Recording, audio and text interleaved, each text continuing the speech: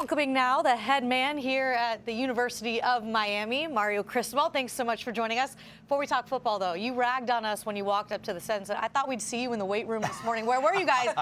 What was your workout this morning to get the day going? I mean, a wise man once told me they don't make them like they used to. I thought you'd all be in there.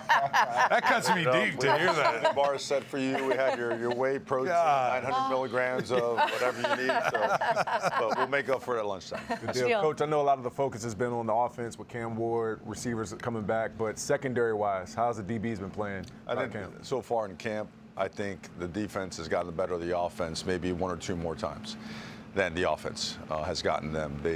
Their response this summer was to just flat-out grind. They're a really competitive group. They love to work.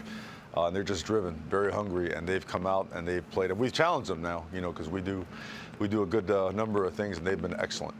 Coach, you already know where I'm going with this question. I got to see him a little bit yesterday. After practice, you and I, it's all we talked about, and this offensive line has a chance.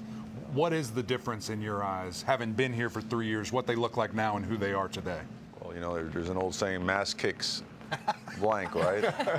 No, we don't know it. Well, I'll tell you what. Well, the toughest thing yesterday was keeping our O-line coach from offering you a scholarship on the spot. Oh, man. Trying to get you a fake ID down the road and get you going.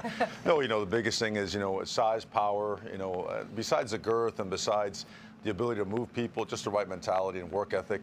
They're very tough-minded guys. They don't miss practices at all. Those guys, they'll strap up, tape up, whatever, and go out there and work. And they're fully bought into the 5 as 1 mentality, which Coach Mirabal brings to the table. So they just love getting after it. They love the iron sharpens iron mantra, and they make it real. Yeah. One of the most interesting things to watch about this team is the development because of the blend you have. You've got guys you've recruited, but you've also got transfers who come in who have this chip on their shoulder. They feel like they've got something to prove here at Miami. How have you seen kind of the team developed with the types of guys that you have from your recruits to the transfers? No, that's a great question. Actually, really well. And the reason being is that when you assess Miami upon arrival, you're going to need some really high caliber freshmen. You're going to have to develop the guys that are on the roster that are capable of being those high-level players. And then you want to bring in some transfer portal guys that are of the right mindset, that are hard workers, but also impact players.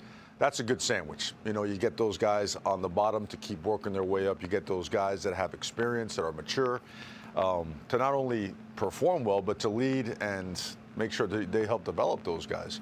They've done a really good job with that, and it's made practice really competitive, and it's made our team a little bit tighter because of the work, not because of some magic, some BS slogan or whatnot. It's because they're working at it and they're getting after each other good. Coach, of course, the expectations are sky high. You got a big game in week 1. Sometimes teams start off against the FCS team or something like that. You guys got an SEC opponent in Florida. How has your team handled the expectation of 2024? Well, the team knows since the day we started camp that noise was going to take care of itself.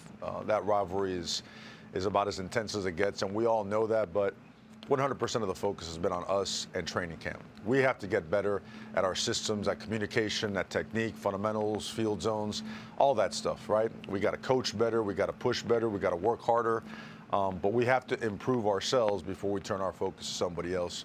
And we've done a really good job of that so far.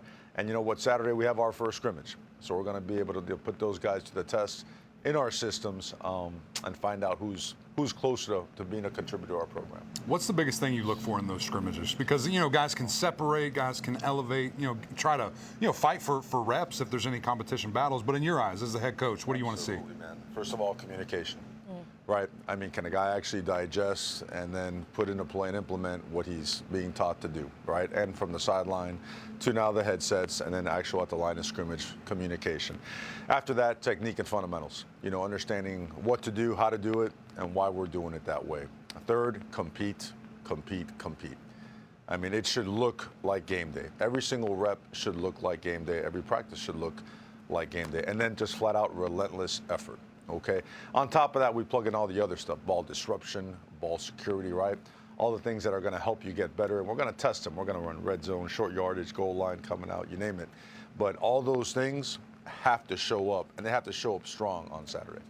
As a follow-up to that, what more do you feel like you need to see from this team as you continue on through practice to feel like, man, I feel really good, we might have a championship caliber team? Well, I mean, for us, it's always about how good can each player be? How good can each coach be? How much can we challenge ourselves to improve and really assess, okay, this is what we're good at, and this we can be good at, so let's keep trying it, and this, let's just put this aside because it's not helping us.